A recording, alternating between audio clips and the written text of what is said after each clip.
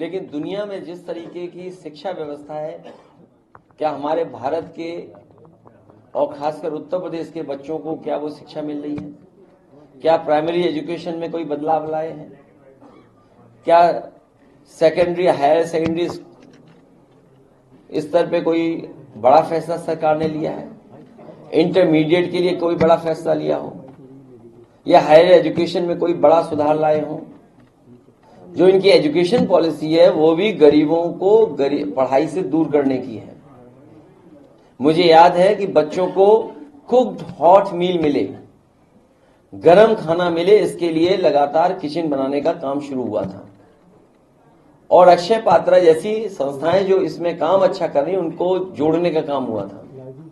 लखनऊ शहर में ही 1.5 लाख से ज्यादा बच्चों को गरम खाना कैसे प्राइमरी स्कूल में पहुंचे, उसकी व्यवस्था की थी समाजवादी सरकार ने, और ऑटोमेटिक किचन बनी थी। और इसी तरह की किचन हर जिले में बननी थी, जिससे कि बच्चों को समय पर और गरम खाना खाने को मिल जाए। इस सरकार ने वो भी योजना रोक दी। जो पढ़ाई का स्तर होना चाहिए वो नहीं हो पा रहा है। शिक्षक की भर्ती जिस बड़े पैमाने पे होनी चाहिए थी वो नहीं हो पा रही। इनके इंटरमीडिएट स्कूल में बच्चे कम पढ़ने जा रहे हैं, एडमिशन कम लिए हैं। पॉलिटेक्निक में कम एडमिशन हुए, आईटीआई में कम एडमिशन हुए, इंजीनियरिंग कॉलेजेस में कम एडमिशन हुए। तो आखिरकार अगर इसमें एडमिशन नहीं हो रहे हैं तो बच्चे पढ़ने कहां जा रहे हैं? और फिर अगर पढ़ लिख भी लें, डिग्री भी हासिल कर ले, तो नौकरी नहीं मिल पा रही है। तमाम परीक्षाएं, उनके पेपर लीक हो गए। जितनी भी परीक्षाएं हुई हैं उत्तर प्रदेश में, सब पे उंगली उठी है और पेपर लीक हुए, कैंसिल करनी पड़ी सरकार को। सरकार जानबूझ करके पेपर लीक कराती है, जिससे कि उन्हें नौकरी न देना पड़े। बेरोजगार इस बार और शिक्षक दोनों मिलकर के भारतीय जनता पार्टी का उत्तर प्रदेश सफाया करेंगे। सर, कांग्रेस का डेलीगेशन आया था, मुलाकात हुई है सर, क्या कुछ आगे की रणनीति बनाने के लिए कि भारतीय जनता पार्टी का कैसे मुकाबला किया जाए, उसकी रणनीति बना रहे हैं सब लोग मिलकर।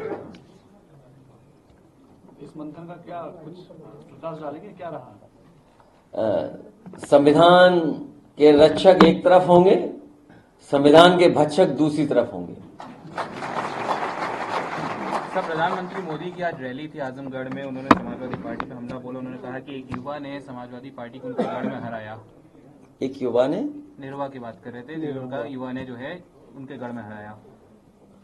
आजमगढ़ की जनता और उत्तर प्रदेश की जनता इस बार ऐतिहासिक परिणाम देगी, भारतीय जनता पार्टी का सफाया करेगी। चुनाव से ऐन पहले जो कमिश्नर हैं उन्होंने इस्तीफा दे दिया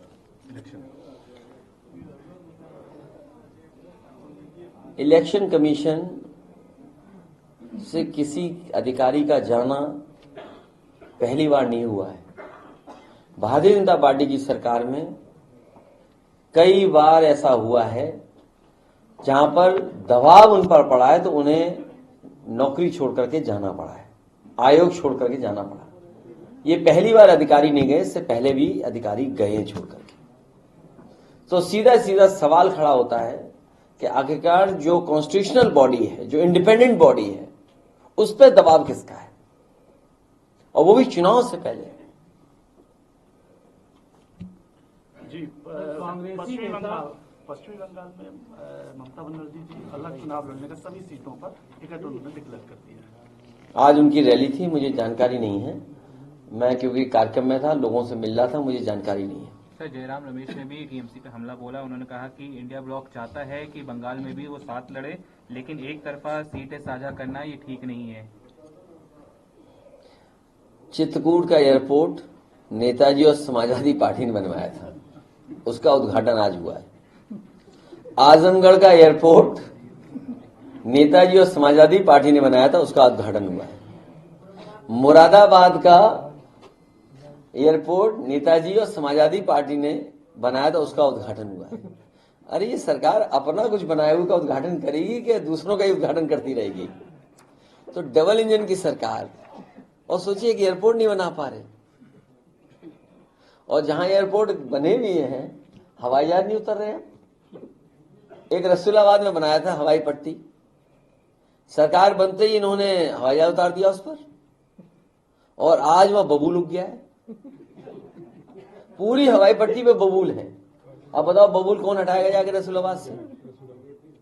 तो ये केवल दिखावा है, चुनाव आ गया है इसलिए दिखाना है कि काम कुछ हमने किया है, वो भी दूसरों का काम का अपना काम बता रहे हैं। बताइए आप। आज शिक्षक सभा की बैठक थी, इनका मूल मांग क्या है जो समाजवादी पार्टी अगले लोकसभा चुनाव में मुद्दा बनाए? ओल्ड पेंशन तो है ही,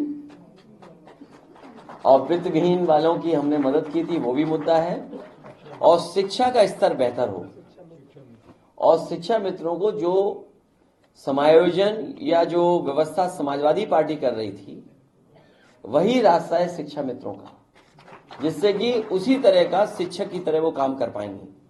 लेकिन शिक्षा मित्रों के साथ भी भारतीय जनता पार्टी ने धोखा किया। अगर शिक्षा मित्रों की कोई मदद कर सकता है तो वो है केवल समाजवादी पार्टी। वित्तविहीन को आपने मानदेय दिया, वित्तविहीन को मानदेय दिया, क्या वो फिर घोषणा कर रहे हैं वित्तविहीन को मानदेय देने? आने वाले समय में उत्तर प्रदेश की सरकार बनेगी और दिल्ली वालों पे तो पैसा बहुत है, तो पूरे देश की मदद करें इस तरह की संस्थाओं की। क्या दुनिया में इंस्टीट्यूशंस नहीं चल रहे? क्या दुनिया में स्कूलों के टीचर्स की अच्छा वेतन नहीं है? क्या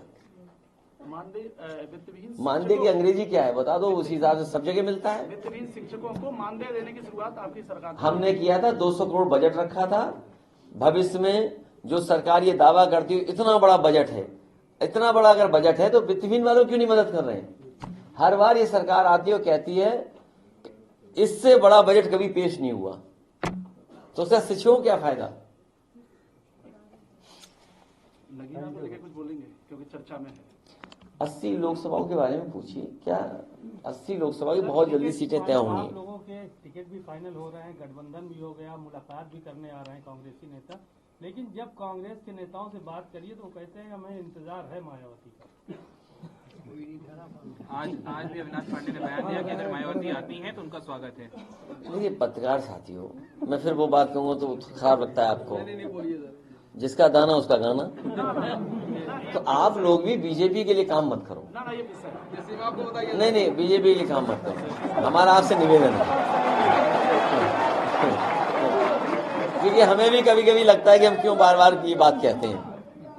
नहीं कहना चाहिए, लेकिन क्या कहें, कहना पड़ता है। एमएलसी के टिकट लेकिन वो बहुत जल्दी हो गए टिकट सब, बता दीजिए, हो जाएगा, तय हो जाएगी, पार्टी तय कर देगी, पार्टी तय कर देगी। एमएलसी का टिकट मतलब अब तो घोषित हो जाना चाहिए, आपको फोन चलेगा तो मीडिया को बताने में नहीं, पार्टी को तय कर देंगे ना, पार्टी तय कर देगी। तो क्या नामांकन में फोटो खींचने नहीं आओगे? तब देख लेना, नाम चला देना तब।